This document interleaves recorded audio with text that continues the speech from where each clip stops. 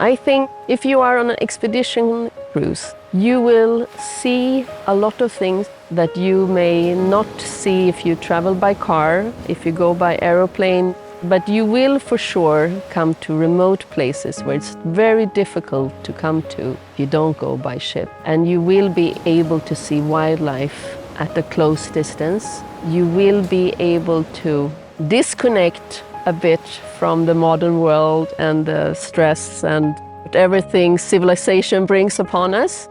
And it doesn't matter if you've seen the whales 50 times or 100 times, or you've been to this location maybe several times before, because it's always something new.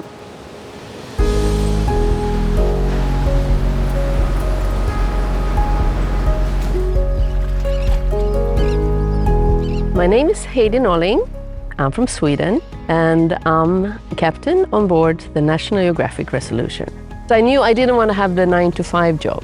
I started working full-time for Lindblad in 2017, but I was the first woman captain on the blue water ship.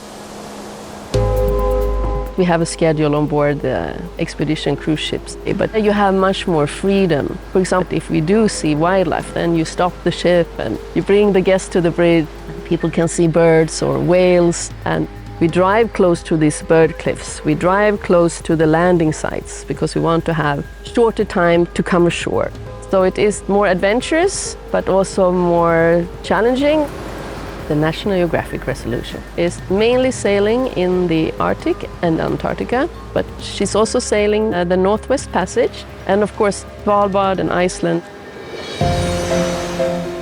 The National Geographic Resolution is tailor-made for Lindblad operation. First, having the azipods, so that is pulling propellers. There are no rudders, and these two propellers at the stern can turn 360 degrees, so that you can actually spin the ship around her own axis. It's a 124-meter long ship, so it's quite impressive to be able to do that, or to move sideways with 40 knots wind. On the side of the ship, it's a very powerful ship with 4 engines. The PC5 class that we can go through 1.2 meter sea ice with also old sea ice intrusions makes us able to break ice and go further into ice, and that's why we are able to do the Northwest Passage, for example. The ship is built with the X-bow, so it is shaped like an axe, and with this shape the ship will actually handle especially head seas in a very different way. The ship will still be pitching, but when it lands in the waves, it's not going to pound hard into the wave. So it's a much smoother ride that actually does allow the ship to maintain speed, which is also more fuel economic. With the Polar Class 5 at the whole bottom of the hull is reinforced. It's a very comfortable ship, and for the guests to have those beautiful cabins, big windows in the cabins, in the restaurants, in the ice lounge, wherever you are, you have the perfect view. The ship has a very spacious bridge where we can fit at least 60 guests. The guests can always come to the bridge and see what's going on. You have a smaller crowd on board the ship.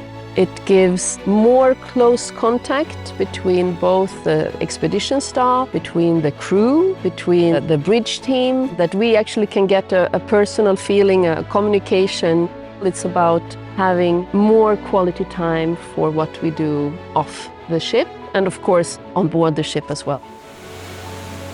Coming from sea and approaching an area, it's always an excitement of not knowing what to expect, either from ice conditions or wildlife.